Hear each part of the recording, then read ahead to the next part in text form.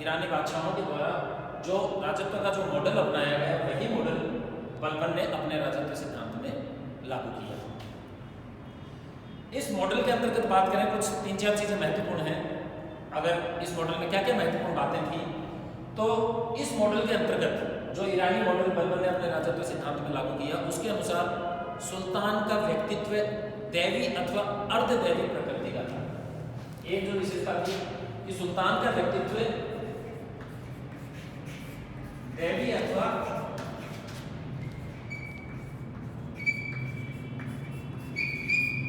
अर्धदैवी प्रकृति का सुल्तान का जो व्यक्तित्व है वो माना गया है इस मॉडल के अंतर्गत।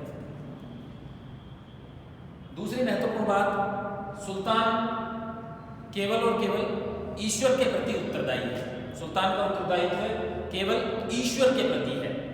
मतलब इस तरीके से करके बलबन इस ईरानी जो राजत्व के सिद्धांत के मॉडल को अपना के आम लोगों से अपने आप को कहीं अलग, अमीर और सभी से एक अलग अपने आप को स्थापित करने का प्रयास कर रहा है। तो जो मॉडल है उसके अंतर्गत सुल्तान का व्यक्तित्व दैवी अथवा अर्धदैवी प्रकृति का है और सुल्तान केवल उसकी जो रेस्पॉन्सिबिलिटी है, उसका उत्तरदायित्व केवल ईश्वर के प्रति है। दूसरी जो विशेषता है, किसके प्रति उत्तरदायी है? ईश्वर के प्रति।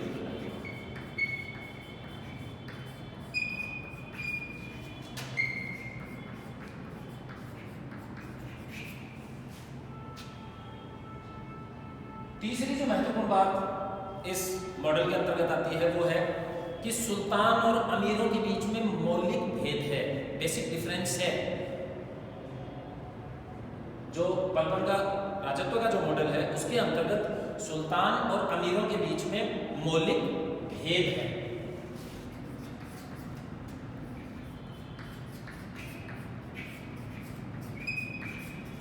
और ये मौलिक भेद किस प्रकार से है कि अमीर सुल्तान के अनुग्रह पर निर्भर है और किसी भी दृष्टि से वो सुल्तान के बराबर नहीं है।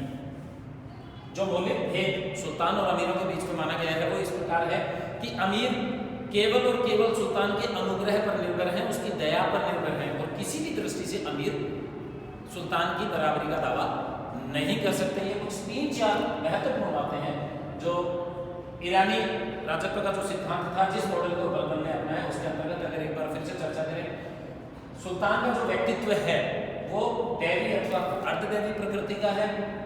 सुल्तान केवल ईश्वर के प्रति उत्तरदायी है, उसकी रेस्पॉन्सिबिलिटी केवल और केवल अल्लाह के प्रति है। सुल्तान और अमीरों के बीच में मौलिक भेद है और ये मौलिक भेद इस रूप में है कि अमीर सुल्तान की दया पर या उसके अनुग्रह पर निर्भर है और किसी भी दृष्टि से वो सुल्तान से बराबरी का दावा नहीं कर सकते। ये कुछ 3-4 महत्वपूर्ण चीजें हैं जो बलबन के राजत्व सिद्धांत जो ईरानी मॉडल पर आधारित है उसके अंतर्गत आती है। अब अगर इस राजत्व सिद्धांत के द्वारा बलबन ने क्या क्या कार्य किए, किस प्रकार इस मॉडल को अपनाया, अगर इसकी चर्चा करें तो बलबन के राजत्व सिद्धांत का जो विस्तार से उल्लेख करता है वो करता है जियाउद्दीन बर्नी अपनी तारीख फिरोजशाही में। बर्नी की तारीख फिरोजशाही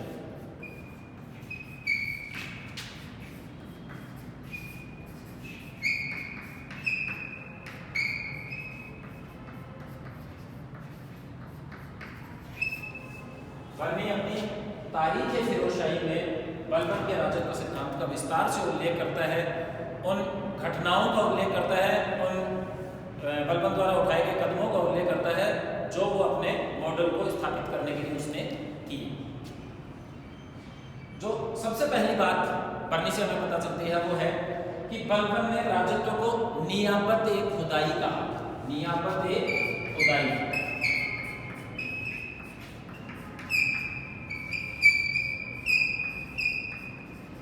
नियाबत-ए-खुदाई का अर्थ है ईश्वर द्वारा प्रदत्त।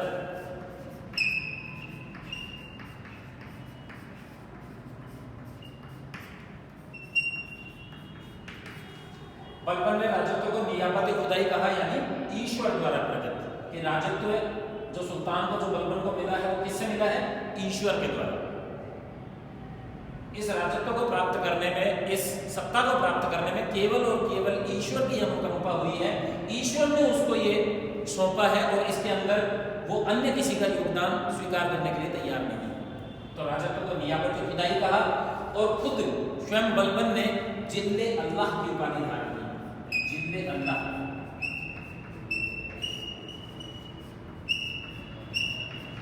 और जिसका अर्थ है ईश्वर की छाया।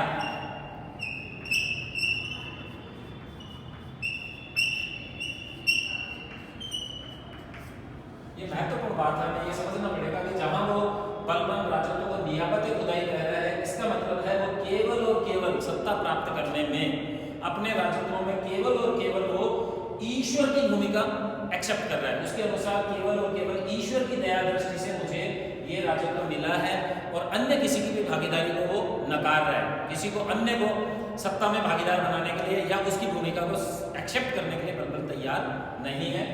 दूसरी बात है कि बलबन खुद जिल्ले अल्लाह की उपाधि धारण करता है, यानी ईश्वर की छाया, और ये उपाधि धारण करके वो अपने आप को अमीरों से बिल्कुल अलग दिखाने की कोशिश कर रहा है, जो उसके राजत्व की एक महत्वपूर्ण विशेषता है कि मौलिक भेद, कि सुल्तान और अमीरों के बीच में मौलिक भेद है। अमीर किस केवल और केवल सुल्तान के अनुग्रह पे, उसकी दया दृष्टि पे निर्भर है, और किसी भी दृष्टि से उससे बराबरी का दावा उनके द्वारा नहीं किया जा सकता। तो पहला महत्वपूर्ण कार्य अपने राजत्व सिद्धांत के अंतर्गत बलबन ने किया, उसने राजत्व को नियाबत खुदाई यानी ईश्वर द्वारा प्रदत्त कहा, और खुद ने जिल्ले अल्लाह यानी ईश्वर की छाया उपाधि धारण की। बर्नी आगे बताता है कि बलबन सुल्तान के पद के लिए मान मर्यादा और प्रतिष्ठा का प्रदर्शन करना आवश्यक मानता था। उसका मानना था कि सुल्तान के पद के लिए एक मान मर्यादा और प्रतिष्ठा प्रदर्शित करनी जरूरी है। इसलिए बर्नी कहता है कि सुल्तान बनने के पश्चात बलबन ने साधारण लोगों से मिलना जुलना और बातचीत करना बंद कर दिया। इसका एक उदाहरण देते हुए बर्नी बताता है कि जब फक्र बावनी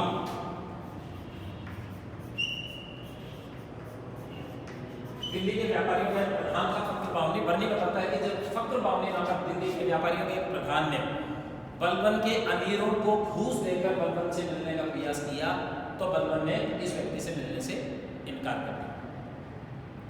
आगे बर्नी बताता है कि बलबन शाही दरबार में पूर्ण राजसी वैभव के साथ, पूरे उपकरणों के साथ, पूरे ताम झाम के साथ दरबार में उपस्थित होता था, और इवन अपने शाही महल में भी शाही पोशाक और राजमुकुट धारण किए रहता था। बर्नी कहता है कि बलबन के अनुचरों को, उनके नौकरों को भी अपने पहनावे और आचरण में चरम शालीनता बरतनी पड़ती थी। मैं केवल ये सारा कुछ बलबन अपने लिए लागू नहीं कर रहा है, शाही पोशाक, राजमुकुट और पूरे तामझाम के साथ, पूरे राजसी वैभव के साथ वो दरबार में उपस्थित होता था। इवन दो उसके जो व्यक्तिगत नौकर थे, उनको भी पहनावे और आचरण में चरम शालीनता बरतनी पड़ती थी।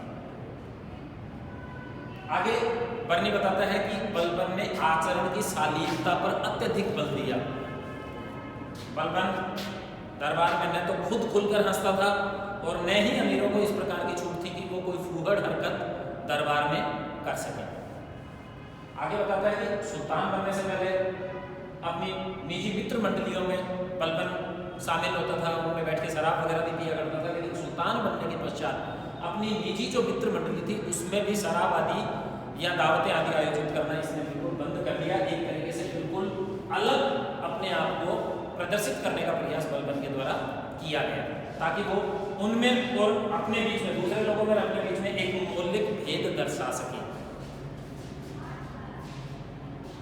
अन्य महत्वपूर्ण बात जो बलबन के राजत्व की है कि बलबन ने स्वयं को फिरदौसी के शाहनामा में उल्लिखित अफरेसियाब जैसे महान ईरानी शासक का वंशज घोषित किया।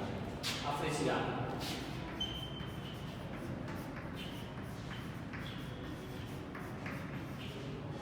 फिरदौसी के शाहनामे में उल्लिखित अफरेसियाब जैसे महान ईरानी शासक का वंशज अपने आप को बलबन ने घोषित किया, ताकि वो अपना वंश एक शाही लोगों के साथ में जोड़ के वो यहाँ भी अपने आप को लोगों से अलग दिखाने का प्रयास कर रहा है।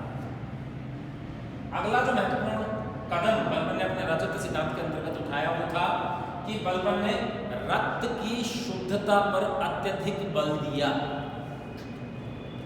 बर्नी एक तरीके से अपने तारीख फिरोजशाही में हमें ये बताता है कि वो बलबन के मुख से ये उद्गार व्यक्त करते हुए हमें बर्नी दिखाई देता है कि जब मैं किसी निम्न या तुच्छ कुल में उत्पन्न व्यक्ति को देखता हूँ तो मेरी आंखें क्रोध से जलने लगती हैं और मेरा हाथ तलवार की मूठ पे चला जाता है।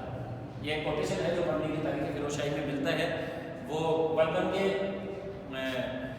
की तरफ से हमें यह समझाने का प्रयास कर रहा है कि बलबन रक्त की शुद्धता पर अत्यधिक बल देता था और निम्न कुल में उत्पन्न व्यक्ति उसके कृपा पात्र नहीं बन सकते थे। इसका एक उदाहरण भी बर्नी हमें बताता है कि जब अमरोहा के ख्वाजा महालेखाकार के पद के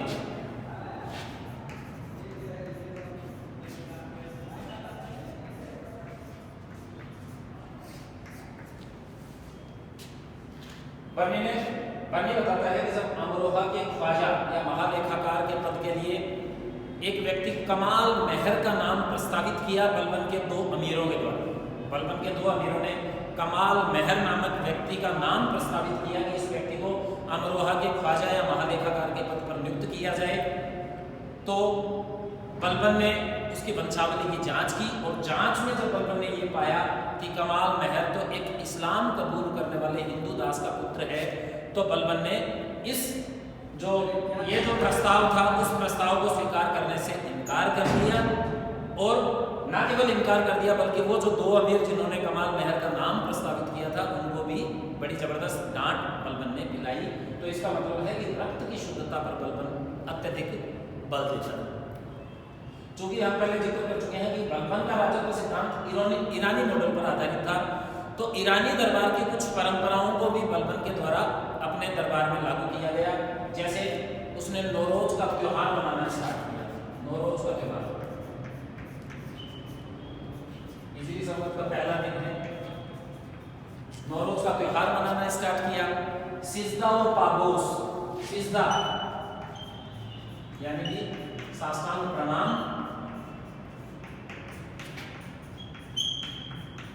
और पागोस यानी कि कदम चुंबन।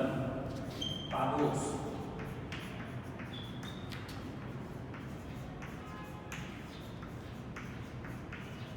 तो ये ईरानी दरबार की कुछ परंपराएं थी जो बलबन ने अपने दरबार में भी लागू की। जैसे उसने नौरोज का त्योहार मनाना स्टार्ट किया। सिजदा यानी साष्टांग प्रणाम और पागोस यानी कदम चुंबन, ये ईरानी दरबार की कुछ परंपराएं थी जो बलबन ने अपने दरबार में भी लागू की। अगला जो महत्वपूर्ण काम अपने राजत्व सिद्धांत के अंतर्गत बलबन ने किया वो था कि बलबन न्याय करना सुल्तान का सबसे प्रमुख कर्तव्य समझता था।